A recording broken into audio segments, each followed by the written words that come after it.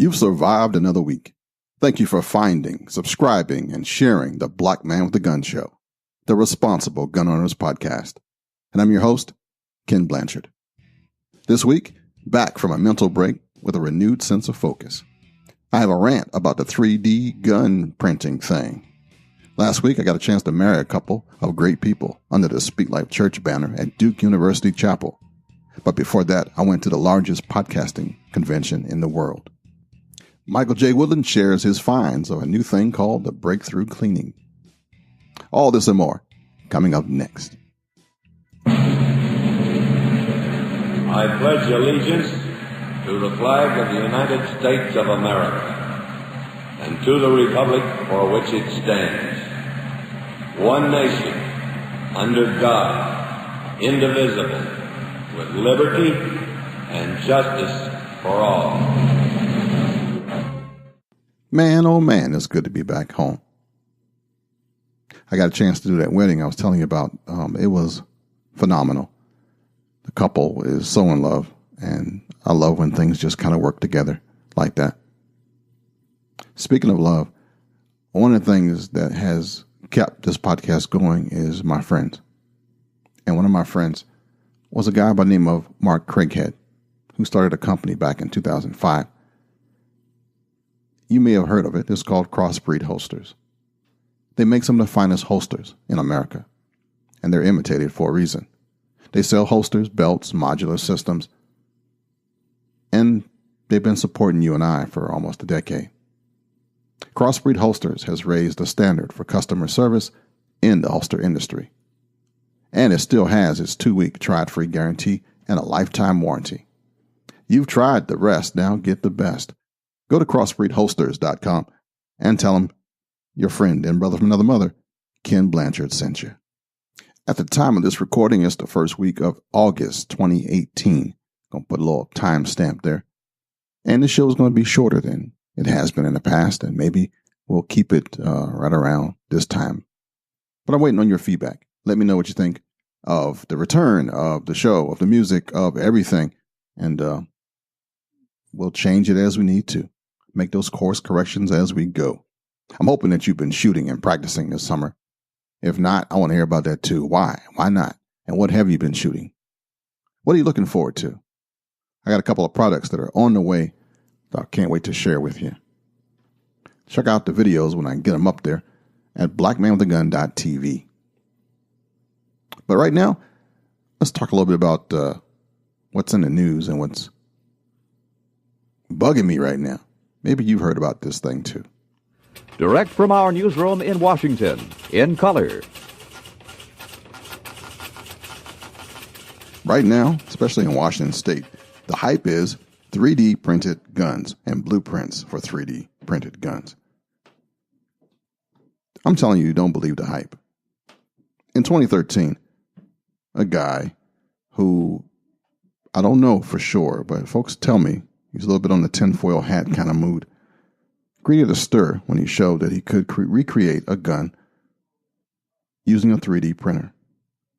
Now I use that disparaging remark because as a responsible gun owner and lifetime activist, I know that except for gaining attention and giving ammunition to politicians to take us down, that he'll milk this thing for all they can. And it's really a non-issue. But it's not the first time there's been a fear of the plastic gun. In 1982, when Gaston Glock put out the 17th version of his safe action pistol made of 33 parts in polymer and steel and called it the Glock 17, folks said the same thing about, plastic guns. I was at FLETC at the time when they were driving this thing around, showing us how durable it was and how they could put it in pieces and then put it back together again and how it still was accurate. But it was ugly. It was olive drab. It was hot. We were in Georgia, and I didn't think anything of this gun. But I've been carrying a Glock 17 ever since 1986. It even made mention in the first Die Hard movie. The myth of the plastic gun is that it will be able to go undetected. The truth is that bullets, springs, and at least the barrel have to be metallic. the quality of the gun that can be made in a 3D printer would not be economical, practical, or safe, or accurate for that matter. But that doesn't stop anybody from hyping this thing up. 3D printing, or additive manufacturing, is a process of making three-dimensional solid objects from a digital file. The creation of a 3D printed object is achieved using additive processes. In an additive process, an object is created by laying down successive layers of material until the entire object is created. Each of these layers can be seen as thinly sliced horizontal cross-section of the eventual object. There's been quite a few science fiction movies that have built whole people and muscles and all that stuff from this same kind of thought. It starts with making a virtual design of the object to be created.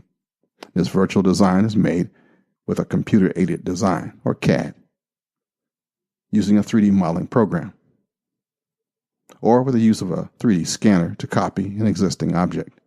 A 3D scanner makes the 3D digital copy of an object.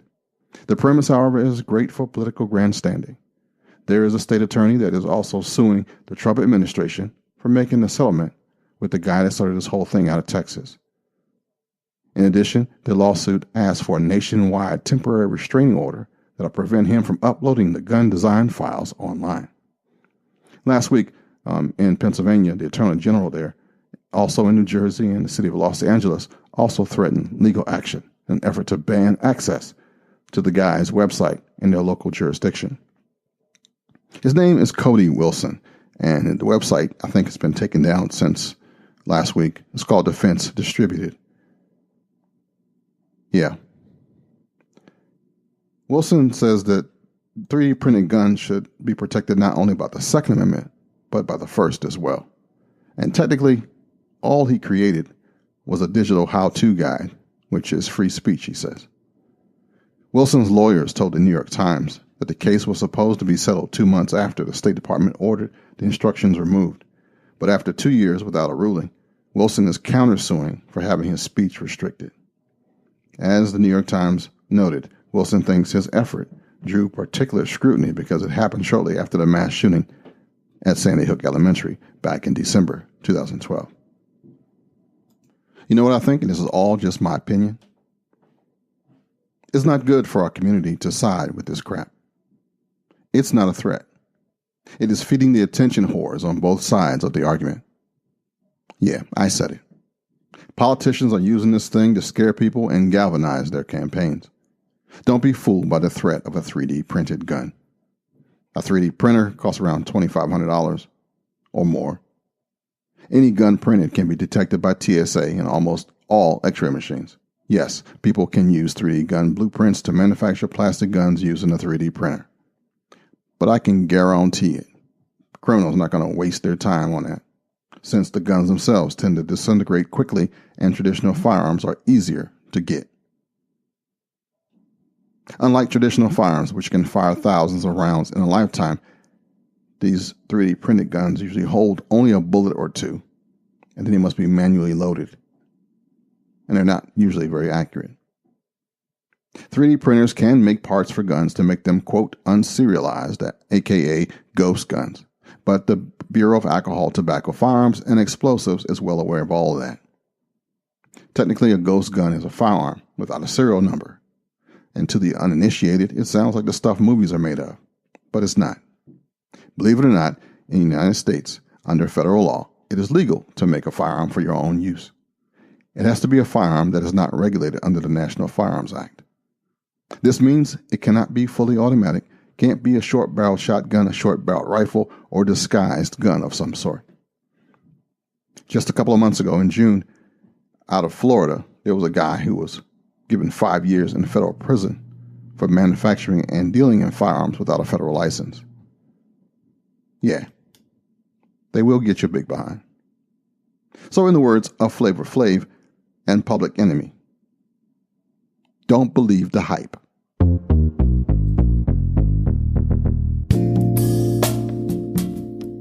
MarylandShallIssue.org. It's an all-volunteer, nonpartisan organization dedicated to the preservation and advancement of gun owners' rights in Maryland. It seeks to educate the community about the right of self-protection, the safe handling of firearms, and the responsibility that goes with carrying a firearm in public.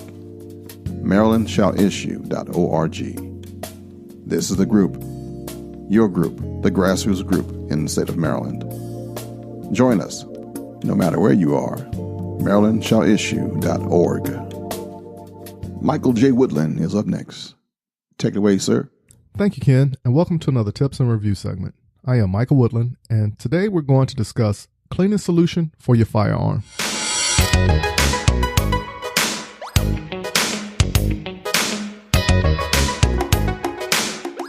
For some time, there were many people who lived by and promoted the likes of Break Thru Clean, a company who has taken over the industry, and majority of the time, if you were to ask for a recommendation on what to use to clean your firearm, the answer will be Break Thru Clean. Just a short time ago, I was introduced to Break Thru Clean after a freak accident with my gear while away on some training. So, what choice do I have? Give it a try. Worst case scenario is that I just use it for 2 days of training and get the stuff I've been using for over a year when I get home. After using this product, I will say that I was impressed. The kit was given to me with everything you need to properly clean your firearm and was very easy to use with no strong odor. The kit I was using was the BT 101.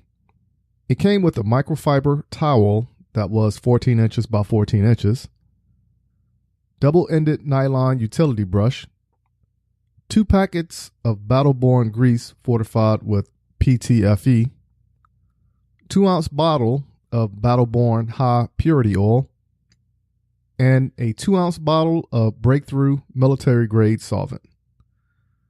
For those who are wondering, my training had me putting a high number of rounds through my firearm and even dropped it in the dirt on purpose. Yes, you heard that correctly. Sandy dirt. Now, let me give you the rundown on how easy it was to use this product and everything that came in the packet. The only thing in the packet that wasn't used was the 2 packets of battle-born grease fortified with PTFE. First thing I did was ensure my firearm was clear and place the ammunition in a different area from the firearm. After the breaking down of the firearm and using the double-ended nylon brush to clear away any large amount of dirt and residue, I went on to spray the 2-ounce bottle of Break Thru military solvent on all the pieces, giving special emphasis to the areas that needed more attention. Before I forget, this product does not require you to use a large amount of it to get the results of clean. After allowing the pieces to absorb the solvent, I took the microfiber cloth and wiped down the pieces that were sprayed with solvent. Did a once over again to ensure I did not miss anything, then used a small amount of the high purity oil on the areas of concern. That was it. A solid product that has won me over, and I encourage everyone to give it a try or share your experience with your use of Break Thru Clean. For those who are looking to contact me, visit blackmanwiththegun.com and under the About tab, click on my name, Michael Woodland, and shoot me an email or a phone call. Please leave a voicemail or a text message, and I promise I will get back to you. Until next time, keep shooting, keep practicing, and have fun. Back to you, Ken. Thanks, Big Mike. A few years ago, a friend of mine started this thing called the United States Concealed Carry Association. It's an education, training, and self-defense insurance company now. It's for responsible gun owners. You can get complete peace of mind when you join USCCA today. If you carry a gun for self-defense, you need this. It's a whole package: education, training, and self-defense insurance. Call my friend. The number is 1-877-488-8353. And if you missed that, go to the link at blackmanwiththegun.com for USCCA. Last month, I took a vacation of sorts, a mental vacation. I wanted to kind of just see where I was in this whole thing. And during that time away, I created a new podcast, which will probably go away again, Motorcycle Radio. And I also attended the podcast movement, the largest podcast event of its kind in the world. But before I decided to hang up my microphone, which I was considering, I wanted to give it another shot. I wanted to see if I was doing the right thing, if I was on the right trail, because I've made a lot of mistakes over the years being in this space. There's a lot of folks younger than me that are doing outstanding, and I got nothing to do but praise them. It's just that, I'm like the mountain man, and they're out there in the city already doing stuff. And I got a chance to meet with some movers and shakers, and I decided this is too good of a thing to stop. I got the best people in the world as my friends, and I don't want to let you down.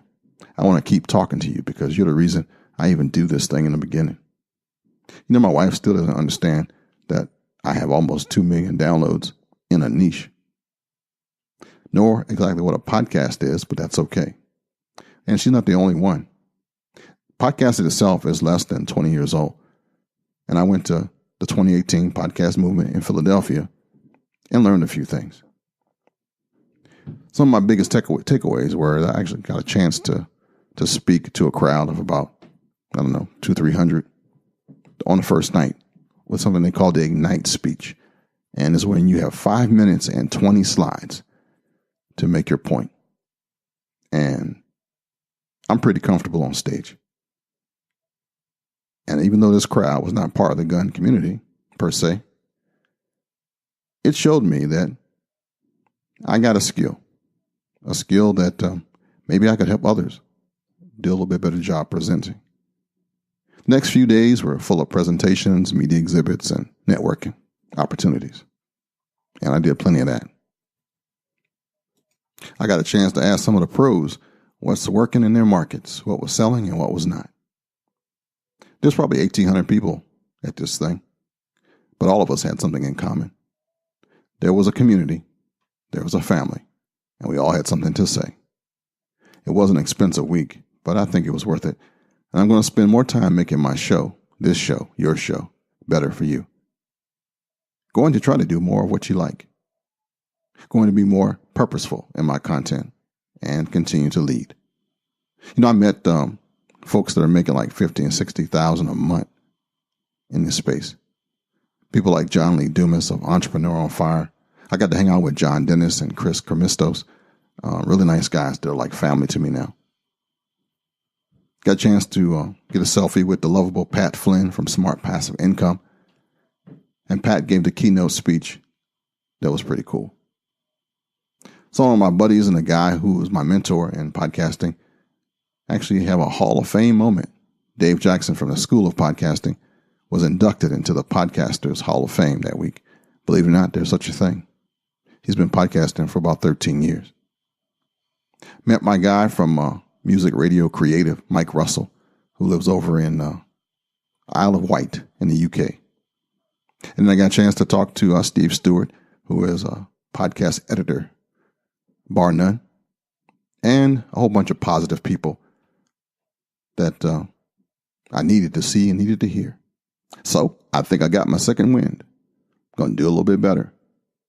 And with your help, we're going to make this thing awesome. This show is sponsored by a band of brothers. Are you a member of the band? You can join us at patreon.com/blackmanwithagun. From this day to the ending of the world, but we in it shall be remembered. We few, we happy few, we band of brothers. For he today that sheds his blood with me shall be my brother. Shakespeare wrote that in 1598. That was from Henry V. I'm asking you to personally support this podcast and the blog on patreon.com/blackmanwithagun. And if you join, I got a patch for you and a coffee mug with the Black Man with a Gun logo. But the mug is for the top shooting supporters. For more details, check out patreon.com/blackmanwithagun. And I think that's a wrap for this week. Thank you for listening, downloading, and supporting this podcast. Thank you for encouraging me. Thank you for being my friend.